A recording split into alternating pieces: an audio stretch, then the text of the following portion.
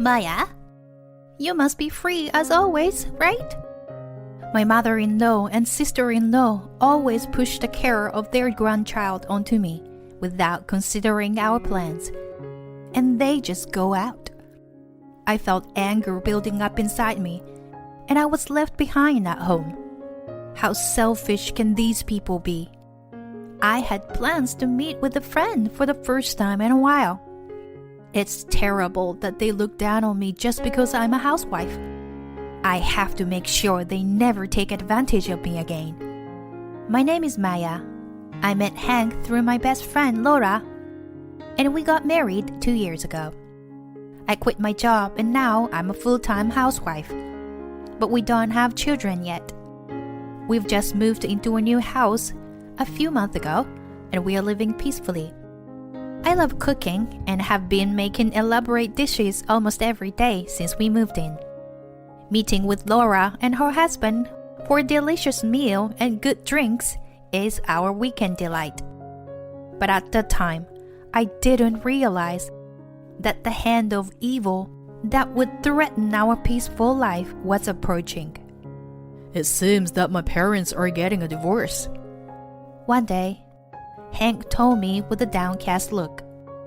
I had heard that they were not on good terms, but I didn't expect them to get divorced. My mother-in-law is a housewife, but she hardly does any housework, and mostly orders takeouts or buys ready-made food. And she lives a selfish life of buying whatever she wants without resistance. And she lives a selfish life of buying whatever she wants without restraint. Even after my father-in-law retired, my mother-in-law's spending habits did not change. And despite my father-in-law's warnings to control her spending for the future, she never listened. In the end, my father-in-law got tired of it and filed for divorce. The family home was put up for sale, and my father-in-law moved far away. But it seems that my mother-in-law didn't want to leave her familiar surroundings and rented an apartment near her family home. A few weeks after the divorce, my sister-in-law also got divorced.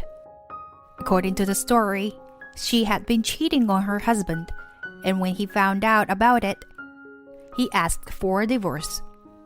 As a result, she moved in with her mother, with her daughter Sonia, who will soon be 3 years old. Unfortunately, these two disasters would end up affecting me. Maya, can you come to my house now? I was called out by my mother-in-law after a long time, and without suspecting anything, I headed to her apartment. But that was a mistake. Oh, you finally came. You know, my back has been hurting for a while now. Can you do the laundry, cleaning, and also prepare lunch and dinner? Just as I was surprised by my mother-in-law's sudden request, my sister-in-law Dixie, who lives with her, said this. I also work, so can you take care of my daughter Sonia too? And can you come a little earlier, starting from tomorrow? Ignoring me, my sister-in-law quickly left. My mother-in-law continued to lie on the couch watching TV.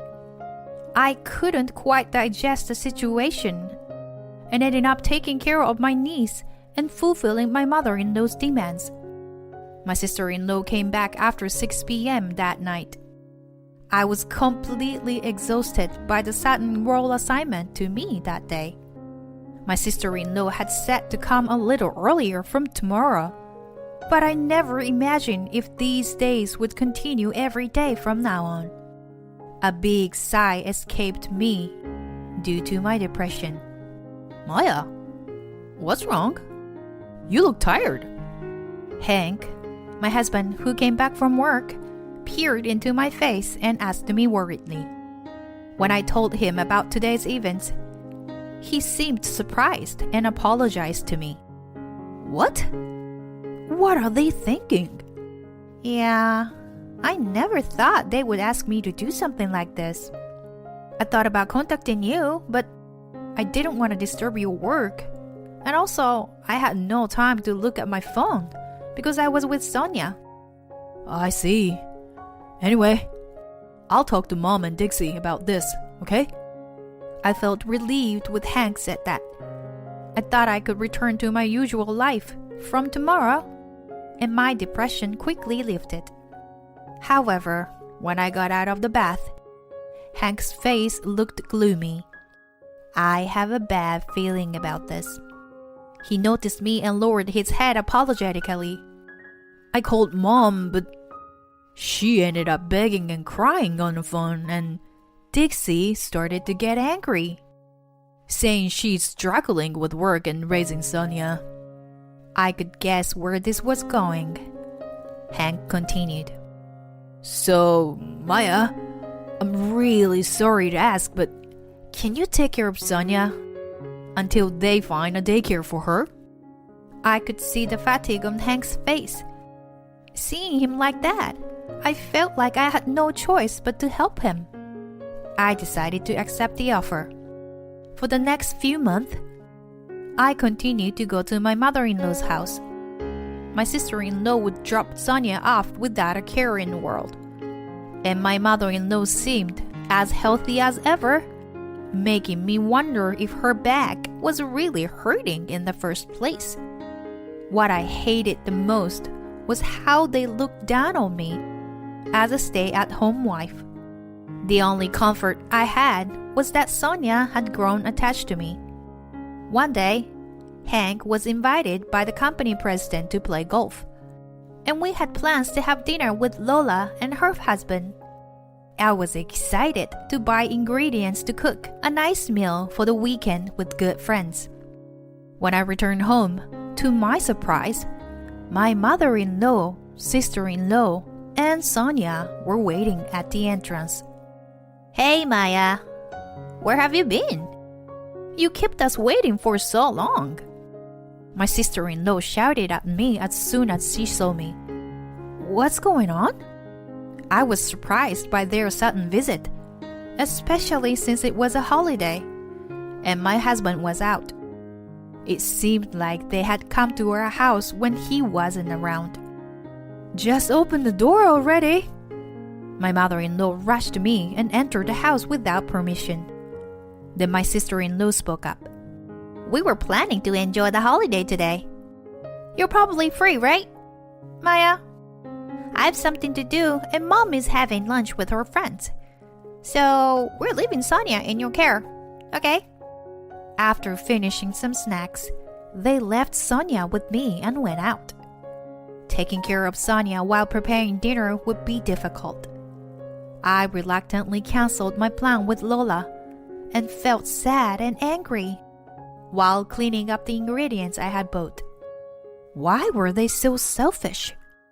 Ever since I started going to my in-laws' house, my household chores doubled. Taking care of the child also doubled my physical strength.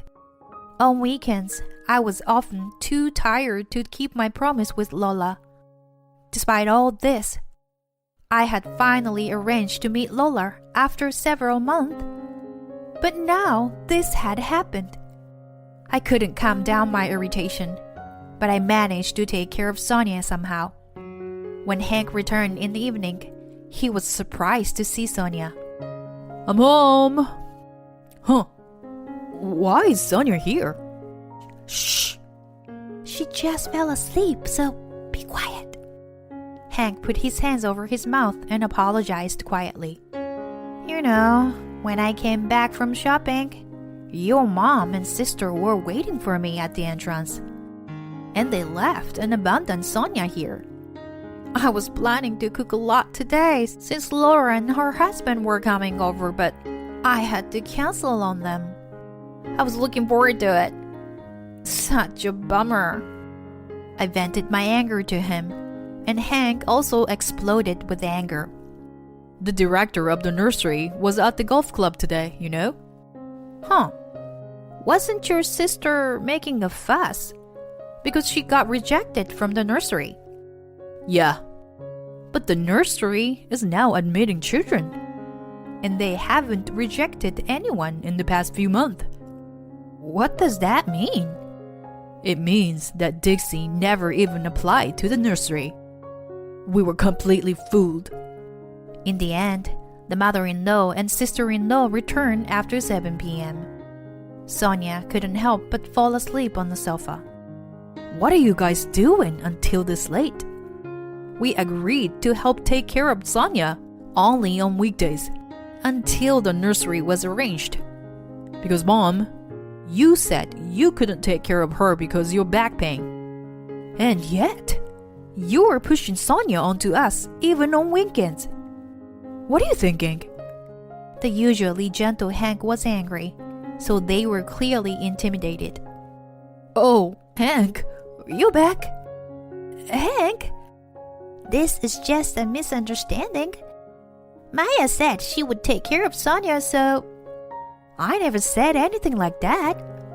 I shouted out without hesitation, and Hank continued. Dixie, fill out this application right here and now. The documents Hank took out were for the entrance procedures of the nursery. It seemed like my sister-in-law finally realized that everything was exposed in his angry gaze. She snapped and started to get angry, her face turning bright red. Maya doesn't have anything else to do, so it's fine for her to take care of her niece. It's not fair that she lives comfortably in a house as a full-time housewife. Huh. So this is her true nature, I thought to myself.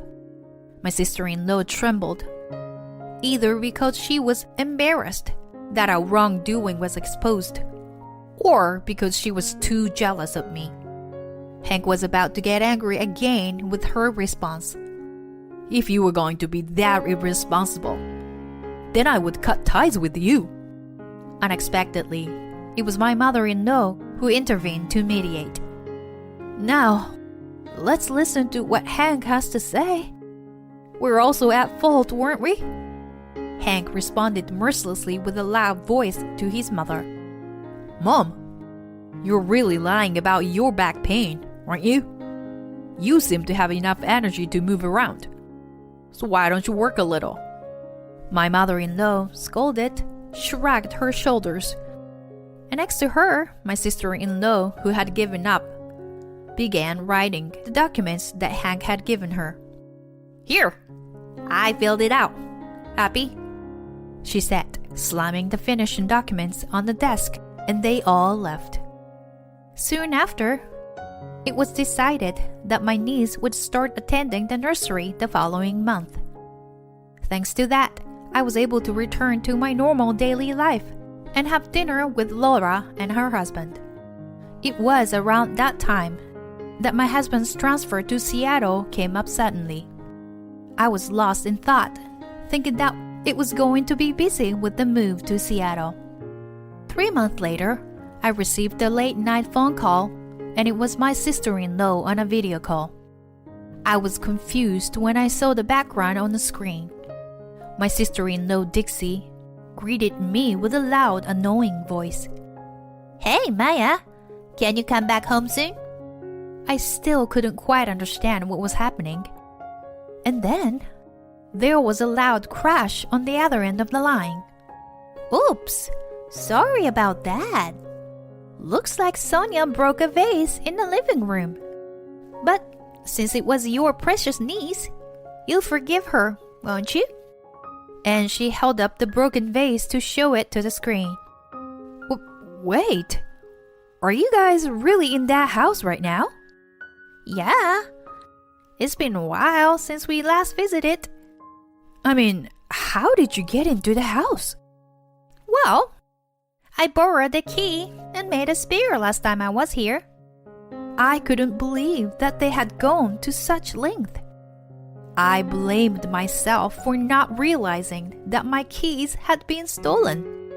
It's been a while since we last visited your house, and it seems like Sonia's getting too excited. Come to think of it, we didn't have this vase before, did we? Oh, is it new? I'm sorry she broke it so soon. As she apologized, it was evident that she didn't feel remorseful at all. Please, leave. Right now. Well, I can't do that. After all, we came here to get some money from you. Money? I exclaimed in surprise at my sister-in-law's words. If Sonia asked you for money, you wouldn't be able to refuse, right? At that moment, Sonia appeared on the screen. I could see my mother-in-law, who was standing next to her, whispering, "Say it as we rehearsed," in a low voice. Auntie Maya, Sonia wants an allowance. Sonia looked at me with tears in her eyes, and she muttered in a barely audible voice. Seeing her like that, my fist trembled with anger. How could they ask a small child for money like this? My sister-in-law provocatively called out to me again. See? This is what Sonia is saying. So please give us some money. By the way, where are you right now? Hurry up and come back. I'm in Seattle. What? Seattle? Yes, so I can't lend you any money. Both my mother-in-law and my sister-in-law burst out laughing at my words. What a joke! That's not funny at all. If you don't want to give us money, how about giving us some of these Louis Vuitton bags you have stored in your closet? As she said that, my sister-in-law showed me the closet. I shouted out immediately, "No! Absolutely do not touch them! Those aren't my stuff."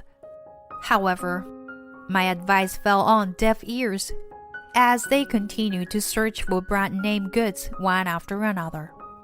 And if it wasn't yours, then whose was it? You think I'd be fooled by such a lie? No, it's all mine. Huh? Who are you? Standing there was Lola. The truth is, my husband and I had moved to Seattle as planned due to his transfer. We kept it a secret from my in-laws to avoid any complications. During our relocation, Laura's family agreed to live in that house, but the key exchange didn't happen due to the sudden move. I asked Hank to contact Lola and told her to call the police right away. After talking to my husband, Lola told my mother-in-law and sister-in-law the following. The police will be here soon. We will sue you for illegal entry and property damage. Their faces turned pale instantly. Maya, what does this mean? You're lying about the police, right? No, not lying. I warned you not to touch it because it's not mine. My mother-in-law opened her eyes wide and started blaming my sister-in-law instead. It's all your fault, Dixie. I never intended for this to happen.